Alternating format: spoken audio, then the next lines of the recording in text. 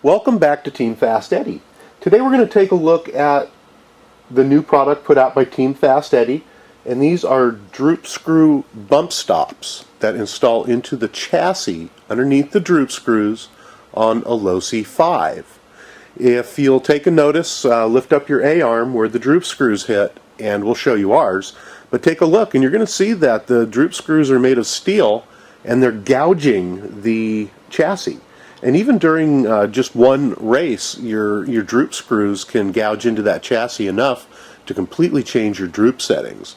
So these are a droop screw bump stop, which are going to be installed into the chassis underneath the droop screws to keep them consistent throughout the not only the life of your car, but throughout a race.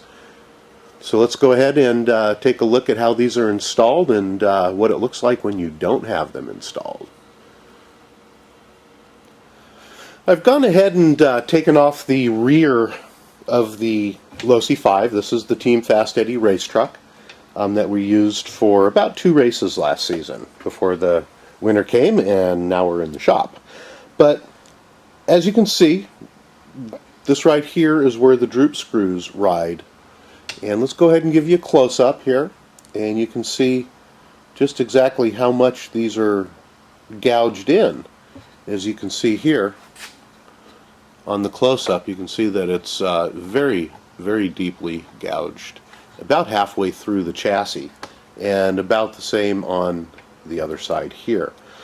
If you're going to add the droop screws to a chassis that is already gouged out, that's fine.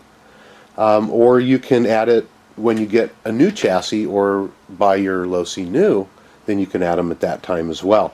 One of the ways that we designed the product was with a large enough head that's going to cover the marred area here, so you can install them onto a fairly gouged out chassis. And we're going to go ahead and grab some tools here and show you how to do it. It's not that hard. To get started off on this project, the screw thread on these little bump stops is an M5. So we went down to the hobby shop or the hardware store and got ourselves a 5mm tap and drill kit. Everything is in there that you need. It only cost a couple of dollars. The ideal way to do this actually is on a drill press. Set it down, go ahead and drill your holes straight through. However, we know a lot of people don't have a drill press, so we're going to just show you how to do it with a regular drill. Alright, we've got our drill mounted into our drill bit. Yes, you like that? We have a drill mounted into our drill bit. So we're going to go ahead and just try to be as straight as we possibly can, and allow the drill to find its place in the center of the gouge. And because that's about where the center of the unit is going to want to be. And go ahead and, as straight as possible, drill a hole through the chassis.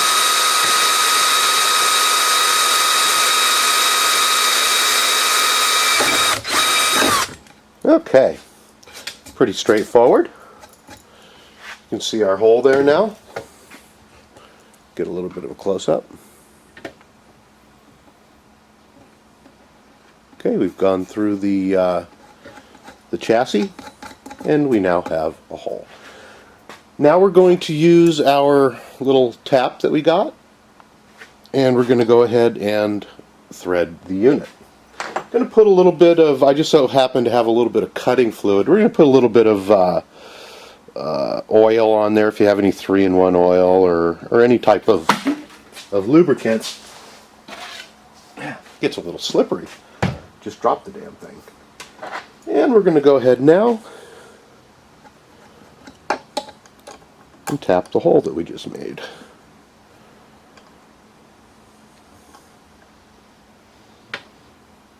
Be careful getting it started. You always want to make sure they start straight. Take your time.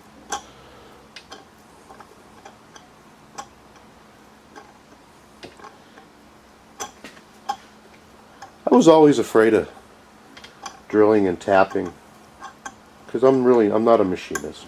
I was always afraid of drilling and tapping until I did it a few times. It's real straightforward. It's nothing that should keep you from wanting to do this project. The benefits of not having that chassis gouge out is huge. Once the chassis goes all the way through with that gouge, you're going to have to replace your chassis. And it's much easier to get a set of the bump stops.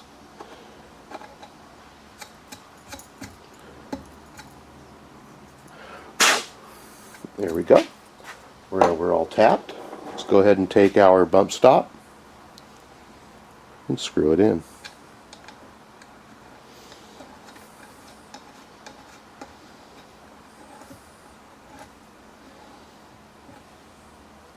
Once you get it down to where it's just touching the chassis, you can use a 8mm wrench.